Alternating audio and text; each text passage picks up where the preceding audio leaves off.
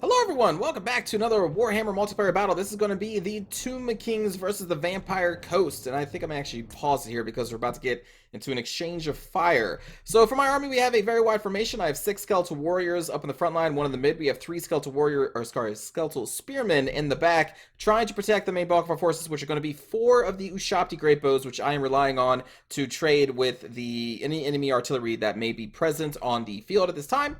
For the leadership, I took Cetra, the Imperishable, with almost all of the spells here, including some of his items. You have the Blessed Blade of We have this Blessed Blade here, which is a pretty good debuff for enemy units that he is engaged with when this is active.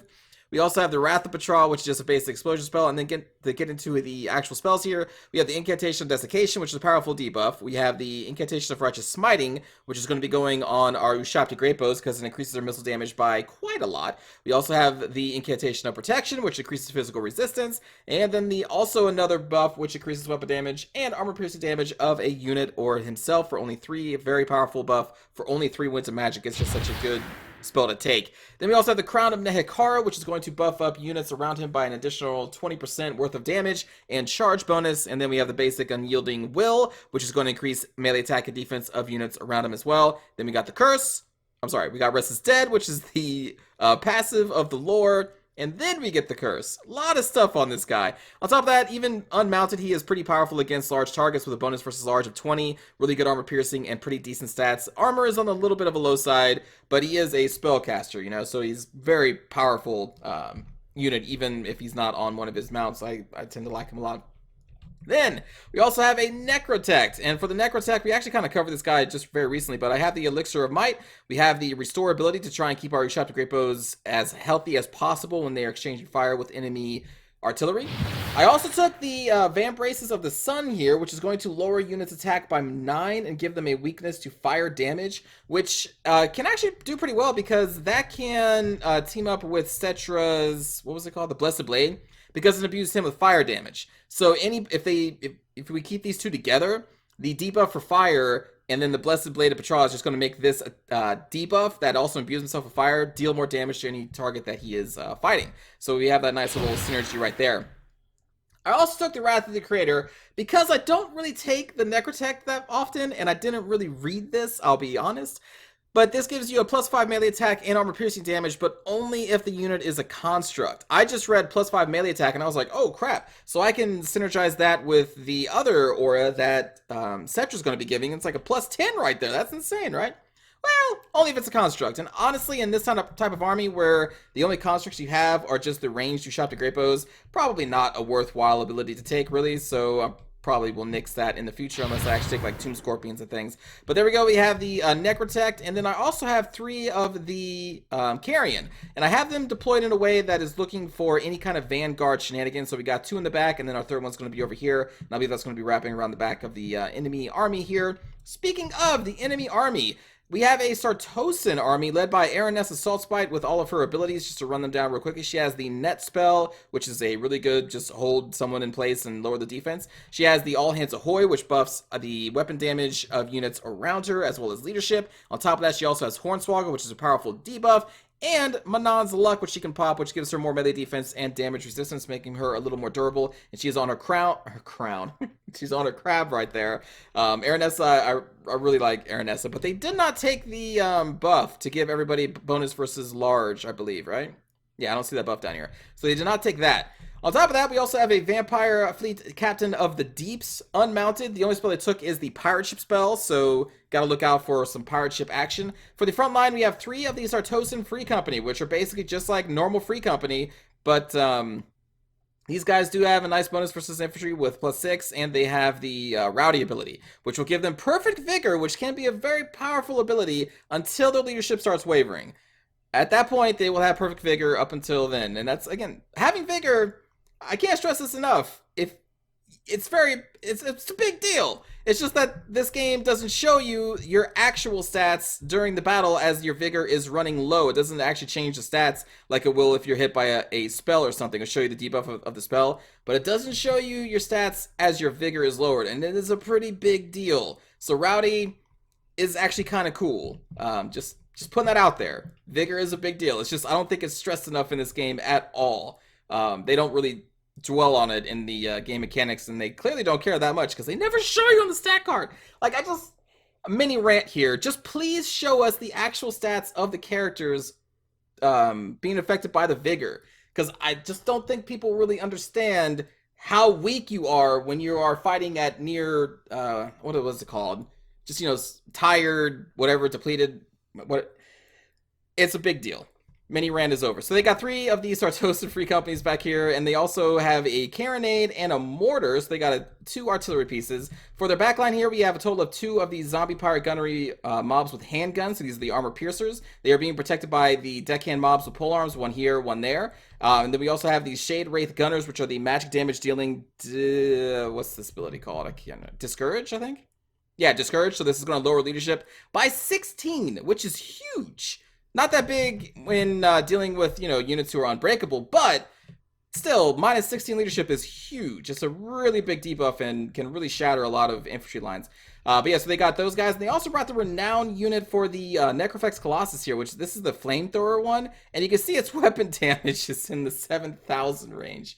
Yeah, that's if it hits in like an ideal spot, because this is a flamethrower. It kind of works a little bit like a breath weapon, though you don't have to activate it. And like, so sometimes it will hit the edge of a unit and not really do anything. Sometimes it'll hit the center of the unit and it's like it just destroys your entire unit in one shot. I don't know, these things are kind of hit or miss, but anyway, we have one of those on the field. And then over here on the flank, we have a normal gunnery mob. This is the non-handgun, non-armor piercer, and then they are being protected by the Night Terrors, the Stalking Hunger, anti-infantry armor piercing units of the Mongols. So yeah, hey everybody, hope you're having a good day. Let's get it started. So right now we're trying to get in range of, I believe, the enemy's carronade. That is one of the biggest threats to our Ushabti Great Bow line. I bring this Ushabti Great Bow line in response to, well, what I assume will be an enemy army that has at least 1 of the Necrofex Colossus that have the cannons, and then 1 or 2 carronades with them as well. So that's why I brought these guys. I'm trying to win the artillery battle. So here we're going to be casting that buff that gives them plus 40% missile damage and armor piercing damage, buffing them up to a 173. The normal Ushabti are 124, so it's a pretty big buff there. And you can see that our Skeletal Warrior is just getting destroyed by the deck gunners here, as well as the mortar team. And our Ushabti Great Bow back here taking a little bit of damage. I'm not entirely sure why I moved back here. I didn't really need to, but anyway, we're going to redouble our efforts on the carronade. After 1 salvo, we have them down by 1/3. This is the 2nd salvo coming in, and that takes them down to only 1/3 health left, and they already have 2 of the cannons destroyed. And so I see that, and I'm like, well, you know what? That's no longer a huge deal. They only have 1 active cannon now, so we're going to switch fire on the Necrofex Colossus, which was just getting ready to shoot its gun, I think this was getting ready to shoot its gun. There we go. So now they're going to fire. And look at that. Yeah, it does 7,000 damage if it hits the right spot. It just kind of coasted over these Skeletal Warriors. Meanwhile, we're going to try now keep these Shade Wraith Gunners under lock with our Carrion. I'm moving more Carrion in the background over here, and I think I'm going to keep these guys... I think I keep them near these Shade Wraith Gunners to try and keep them tied down in case these Carrion die as well. But anyway, we're going to try and engage to the enemy's front line with our Skeletal Warriors, which have taken massive damage from the handgunners and from the mortar teams, which I am not even worrying about. My Ushabti Great Bows are now just focusing totally on the Necrofex Colossus here, and I'm just going to ignore the mortar because the mortars can't really damage our Ushabti. They can damage our front line, but we have a lot of front line, and we still have a lot of Carrion that are ready to get into their back line if possible, or if needed. Meanwhile, on the right flank, these Mongols are going to do pretty well, even against the Spearmen who have a bonus versus large. The thing is, the Spearmen are still really weak, even with that bonus. So they're going to do pretty good here with the Hunger, trying to help keep them up. And these Gunnery Mob are going to be pulled back, and I believe we're going to start shooting into our Skeletal Warriors, who's taking so much damage already. Right here, we have a Summoned Pirate Ship, but this is worrying. I didn't notice it until super late, and I can't even remember why. I think I was micromanaging our Carrion, of which you can see we still have 2 back here ready to kind of pounce on the handguns. But when I noticed it, you can see at the very last second I started moving, because I didn't know if it was going to do a lot of damage to monster units like Ushabtis. And now I know it doesn't. So the battle continues. We're going to be running Cetra and the Necrotect up here because Aranessa is breaking our center of the front line with the Skeletal Warriors. So we're going to be like, well, you know what? I have anti-large armor piercing on Cetra, and he's not on a mount, so Aranessa's not going to get her bonus versus large. So in a straight-up duel right here, we should win, especially with the help of the Necrotech. Well, even without the help of the Necrotech, Cetra should win in a 1v1 up here. So we'll be charging up here. I believe we're going to run some Skeletal Warriors as well, I think. maybe to help Cetra? Maybe not. Who knows? But anyway, we got a second carrion down here into the Shade Wraith Gunners because they're one of the biggest threats now that the Carronade has been shut down. I did not want their armor-piercing damage into our Shafted Great Bows. And so our Shafted Great Bows, by the way, have already destroyed the Necrofex Colossus back here because there's just so much damage through here. And look at the damage that we've received. We've received half damage on one Shafted Great Bow from the Carronade, and probably from the mortar. I think maybe the mortar took a couple shots, I'm not entirely sure. But anyway, right now we're trying to shift our Shafted Great Bows into the Night Terrors because they are one of the next biggest targets. Cetra and the Necrotech have already dealt so much damage to Araness Assault Spite. My Reserve Skeletal Spearman coming in here down the center as well. We still have one unit back here trying to protect our Shafted Great Bows, and that is going to be a GG. The enemy is going to leave because they don't have much left at that point. Aranessa was near death. Their Necrofex Colossus was destroyed without getting any kills. The Carronade was shut down pretty hardcore. And the Mortar team did get a lot of damage done because I just really didn't bother even attacking it. All I was doing was hitting my skeletons, which we had so many of them. So I was like, don't worry about it. Morgul's got a ton of kills. Aranessa helped break the center of with the Skeletal Spearman, but she just got overwhelmed by Cetra.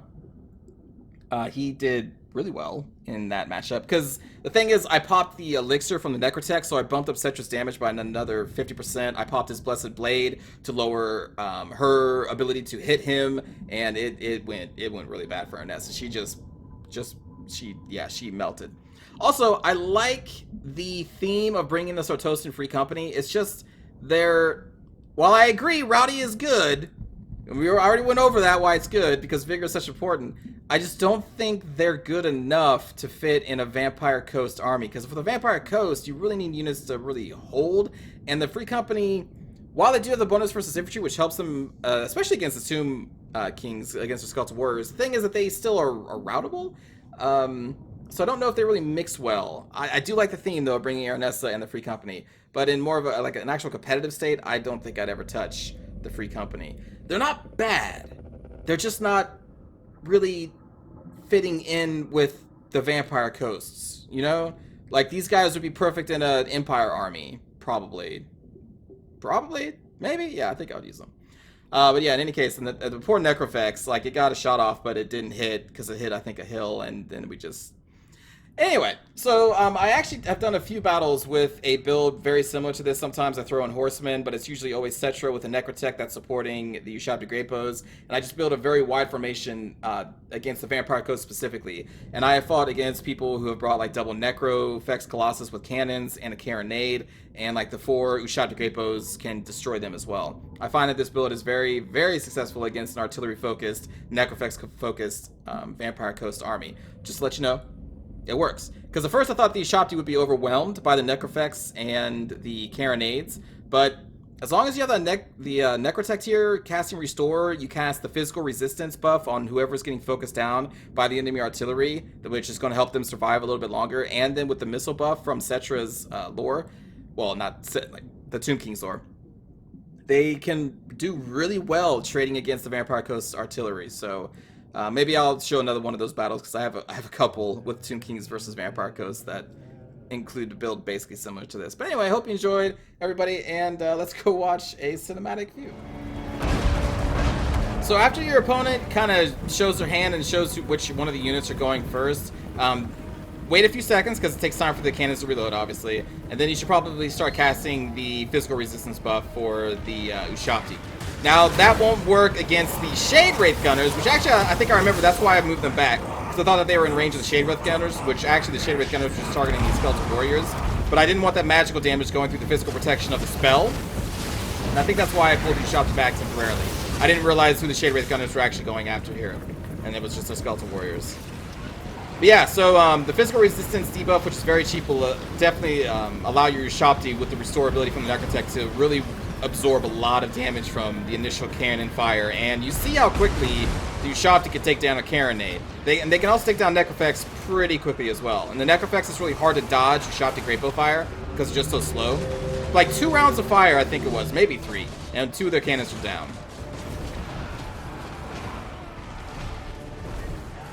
Now we're just that poor. Look at that! It's just like it even kind of hits. It looks like, but it didn't do anything.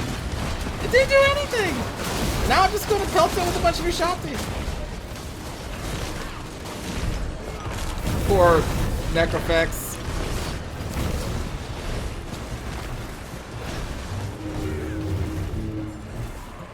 Carrion getting shot up by handguns, I think.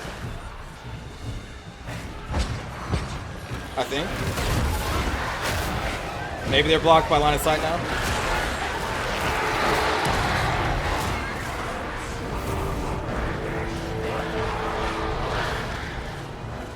Like, honestly, I didn't even really need to charge here at this point.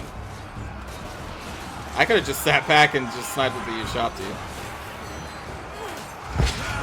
And in a battle like this, you just have to kind of make a mental note of what your biggest threats are. So it was Carronade, because they can take out my Ushopti pretty easily. It was the Shade Wraith Gunners, that's why I had the Carrion on them. I'm just kind of sacrificing the Carrion on them. It was the Necrofex Colossus, because it could, in theory, do a ton of damage to my units. And then it was the Morgulls. And that's the order that I kind of attacked everything in.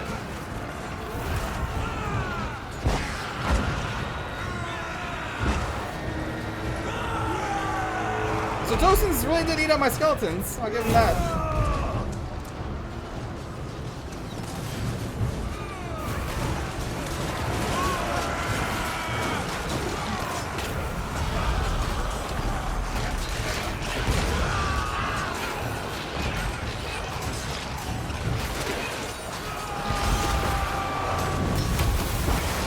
Oh man, yeah, Araness just gets melted here.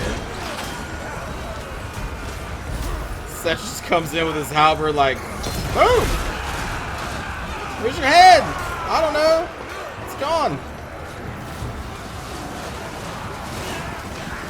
This is a little reckless though, running Cetra into a bunch of handgunners. A little reckless.